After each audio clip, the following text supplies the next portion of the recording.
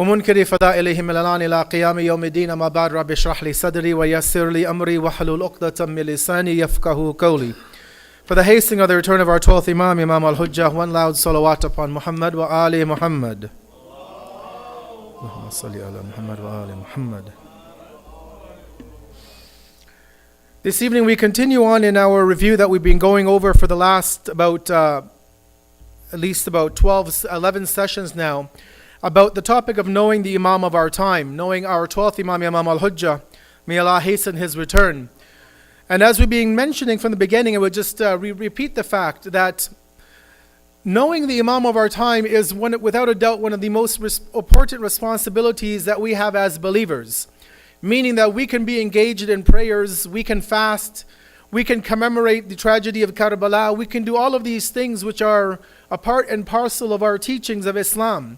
However, as Rasulullah has told the entire Muslim Ummah, that were a believer to die and they did not know the Imam of their age, have the ma'rifat of the Imam of their time, that they die the death of Jahiliyyah. That is, those who were pre-Islam, those who rejected the Messenger of Allah when he brought this religion of Islam to us.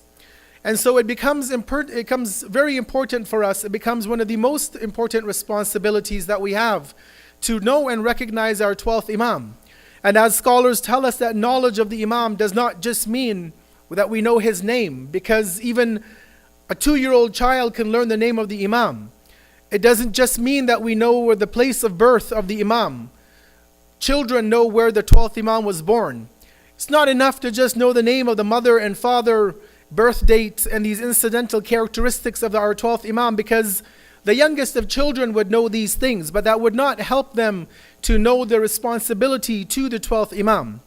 And so therefore, when our scholars elaborate on this tradition that we have to have a ma'rifat, a deep knowledge of the 12th Imam, it means that we know not only about the Imam himself, but what are the signs of the return of the Imam.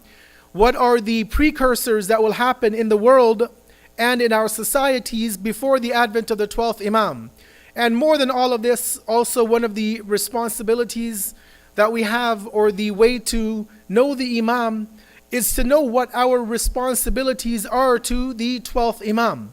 And when we know our responsibilities, then we're able to fulfill those, hopefully, to actually pave the groundwork for the return of Imam al-Hujjah. As we've been mentioning, that there are 2 books that we've been referring to, which are on the screen, that we've been using in this discussion. One is, and these are both available in English online on alislam.org that you can download for free. The first is Mikyalul Makarim fi Fawaid ad-Du'a lil Qa'im, which is a collection of, it's a 2-volume book, which has hundreds of responsibilities that we have towards our 12th Imam. You'll see when you read this book that they're not all directly related to doing something to the 12th Imam. Many times they are responsibilities that we owe each other in a community that will help pave the return of our 12th Imam. The second book is called The Last Luminary and Ways to Delve into the Light, which is basically a summary of the first book. It's a smaller book at about 300 pages, 99 chapters, 80 responsibilities that we have to the 12th Imam. And that one basically goes into more of a practical application of these responsibilities that we owe during the ghaibat of our 12th Imam. This evening, I'm just going to look at one particular responsibility, and this is a build-up from our last week's discussion. So last week, we looked at two responsibilities that the believers have, which were in relation to the scholars of the faith, to recognizing the ulama, the scholars, the maraja, the mujtahideen, who serve during the occultation of our 12th Imam. And that video is online for those who wish to refer to those responsibilities. But we mentioned the fact in the second tradition from last week that even the concept of taqleed that we have, that we teach our children, that we follow a mujtahid. If we ourselves are not mujtahideen and we have not reached to the level of practicing ihtiyat or precaution, that then we follow a marja. And we quoted the hadith from the 11th Imam, the very famous hadith, where he talks about some of the characteristics of the maraja. And he gave us about 4 or 5 qualities. He said it was somebody who, for example, he said that sa'inan li nafsihi hafidan li dinihi مُطِيعًا لِأَمْرِ مَوْلَاهِ, somebody who protects his soul, follows the ordinances of his master, goes against his desires, his passions. The 11th Imam says, فَلِلْأَوَامِ أَن يُقَلِّدُوا. The masses can follow these individuals, can take from their research, their analysis, and put those rulings into their day-to-day life. And the 11th Imam made a very clear indication at the end of the hadith. He told us that these traits do not lie in all of the Shia fuqaha. He says this is only for some of the scholars. Because you will see that people today, as people in the past, as people in the future, will claim to be mujtahideen. They'll claim to be maraja taqleed. They may look like a marja, they may dress, they may speak like a marja, but they are nothing but corruption in the clothing of a religious scholar. And so the Imam was clear that he showed us the qualities, characteristics to look for. And we know as believers, although not a part of my topic, but I'll mention it, that even when we want to begin to perform taqleed, our children become baligh, they want to begin to follow a marja, you can't just Google a marja. You need to find a scholar who is a marja, who claims marja'iyat, but at least 2 other scholars need to verify their ijtihad. And if 2 scholars verify it, but 2 other scholars come and they dispute that scholar's level of ijtihad or marja'iyat, then you need to obviously do further research and investigation. Because as I said, not everybody who claims to be a marja is a marja. And so we have to be careful that we are ourselves choosing, and when our children become of age, we equip them with the knowledge necessary for them to determine who the most knowledgeable is, so that they can also follow their responsibilities based on the appropriate marja taqleed. Tonight I want to look at the topic of rejecting the imposters. Rejecting people that claim any sort of authority on behalf of the 12th Imam in the major occultation. Now we know that when the 12th Imam, when he was born in the year 255 in Samara, that he was alive for a portion of, he was there with his father for a portion of time. When his father passes away, we have this issue of the minor occultation, the ghaybat al-sughra. We know that that goes from that time until the year about 323. So about 60 years the Imam is in a minor occultation.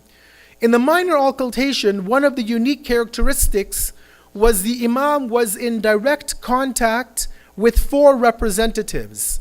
The Imam had 4 representatives, Nawabul Khas. They're specific named individuals in the hadith that the Imam had appointed to be his intermediary, his representative amongst the people. And they were coming one after the other. So one was appointed. Before he passed away, the 12th Imam appointed somebody else. It was known amongst the Shias who this person was.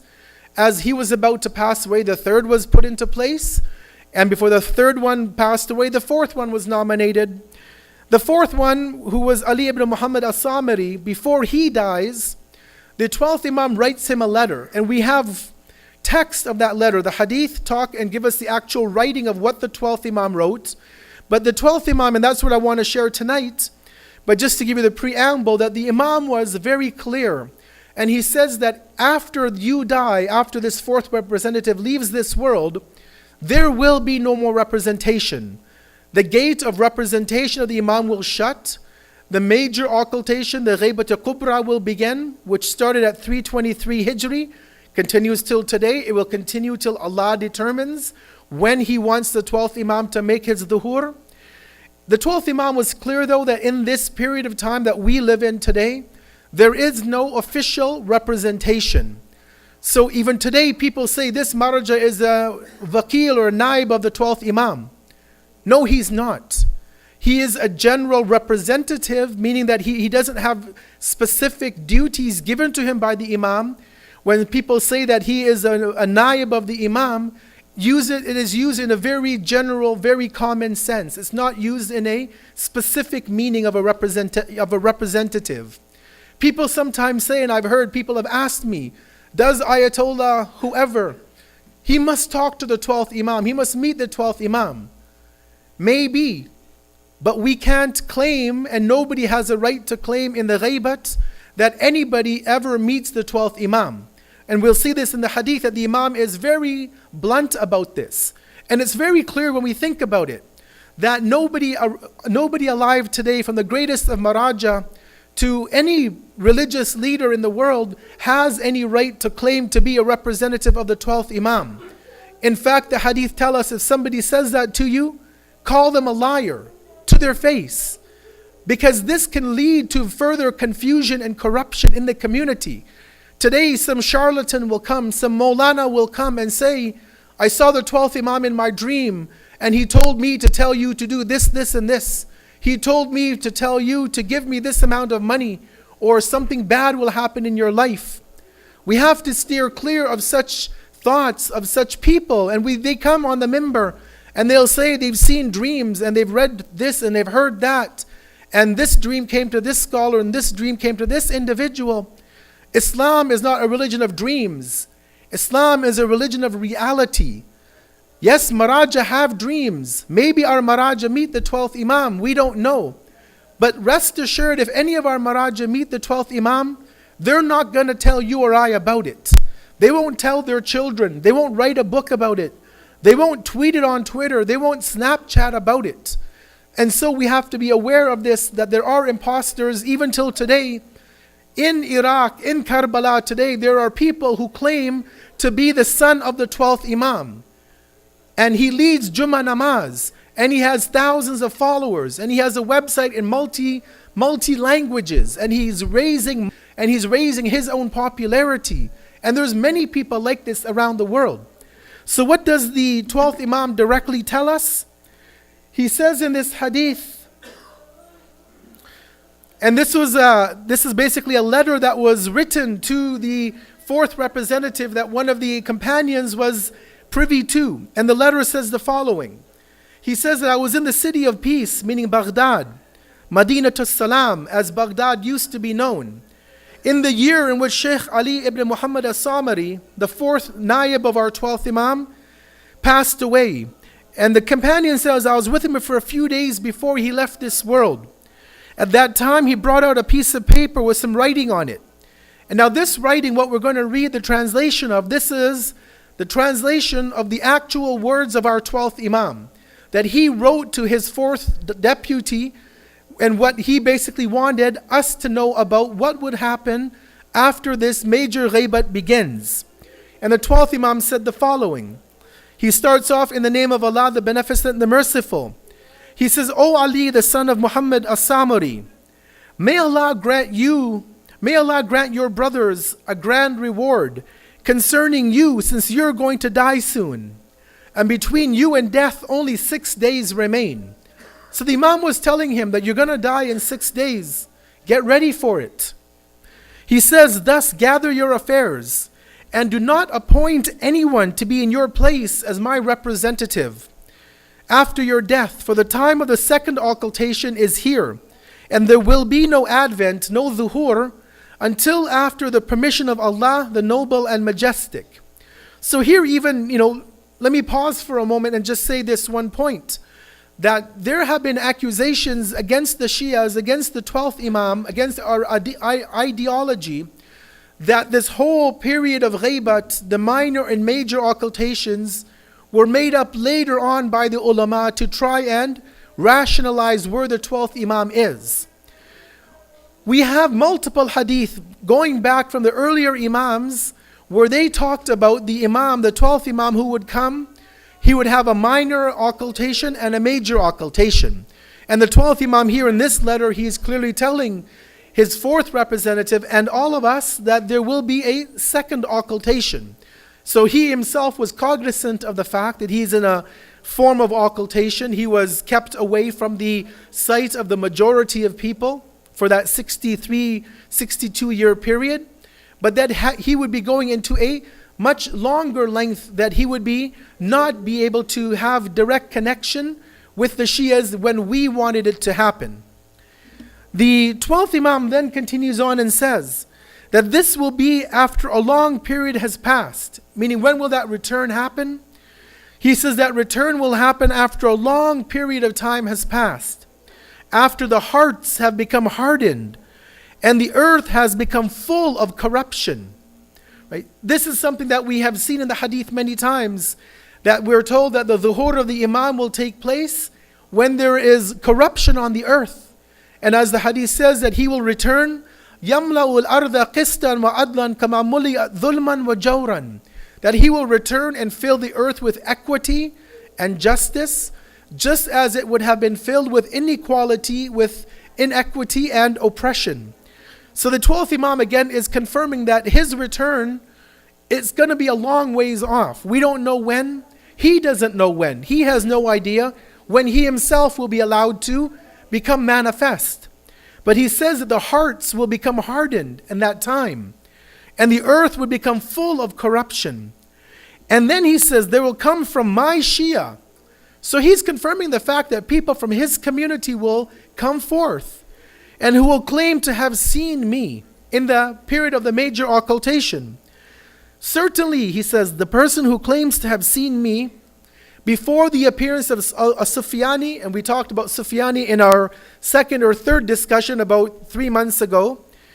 He says, whoever claims to have seen me before the Sufyani arises, before the call, there will be a sound that will come from Angel Jibra'il, heard around the world in everybody's own native language.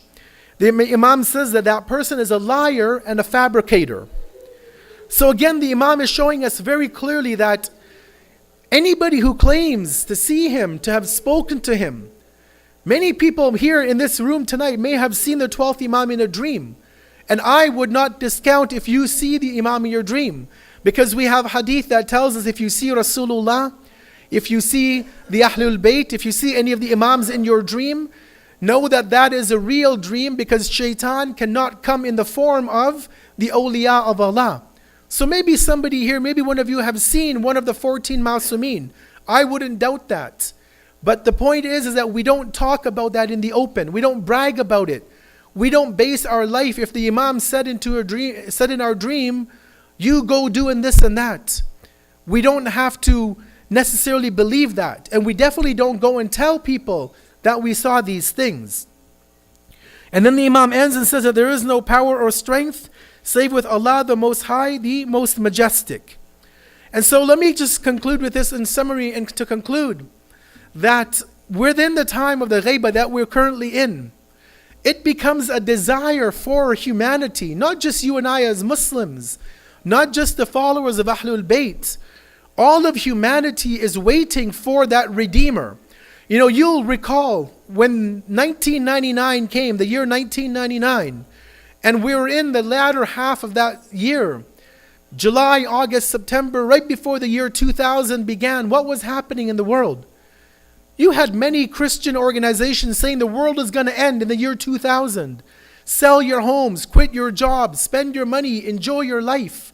And you can watch documentaries that are available on the internet where people were literally waiting in New York City, in Manhattan, in Times Square for 11:59 and 59 to come, so that when midnight would strike and the year 2000 would roll around, rapture would happen, they would be taken up into heaven in a spaceship, they would meet Jesus, and the world would end. Guess what? We're still here 17 years later. The problem is they believed somebody who led them down the wrong path. Those were Christians. But you know what? We can't discount them and say, oh, they're like this and that. No, they had iman. They had yaqeen in this person. It was a misguided yaqeen, but it was yaqeen. And Muslims, unfortunately, maybe Shias have that same level of yaqeen. Somebody will come, some Maulana will come and say, I'm the naib of the 12th Imam. Follow me, the world will end. Give me your money, give me your bayat, give me your allegiance. And if we don't know all of these signs, like the 12th Imam said, Sufyani has to be there, the call from the sky has to be there, Nafs al-Zakiyah has to be killed, the war has to happen, armies have to be sunk between Mecca and Medina. There's 5 major signs. If those don't happen, and somebody says, I'm the 12th Imam, I'm here to redeem you, give me your allegiance, give me your money, give me your life, we need to realize that that person is not who they claim to be. And if we don't study these signs, if we don't read the books, if we don't analyze what the hadith tell us from our imams of the Ahlul Bayt and of Rasulullah, then we risk falling into that trap, just like those Christians were deceived by their spiritual leader. And just like many people after them have also been deceived, even till today, that they think somebody is the representative of the 12th Imam. They call him Naib Imam. He's a Naib, he's a Naib. No, he's not a Naib. We have to get away from emotional discourse and be logical and think and understand our religion. And if we don't, then we risk falling into these traps that previous communities, individuals, nations have fallen. And ultimately we risk, as the Prophet said in the hadith, Man mata wa lam ya'rif imam zamanihi mata mitatan jahiliya. If you die and you do not know the Imam of your time, for us we know that is Imam al-Hujjah, the 12th Imam. If we don't know him, the signs, what will happen, then we risk dying the death of those who rejected Rasulullah. And God help us if we get to that level where we don't know our Imam and we allow people to use our faith and to lead us towards an akhirat which would not be in our advantage. We conclude and we ask Allah, as we continue in this series of knowing our 12th Imam and our responsibilities, that we are able to learn more about our 12th Imam.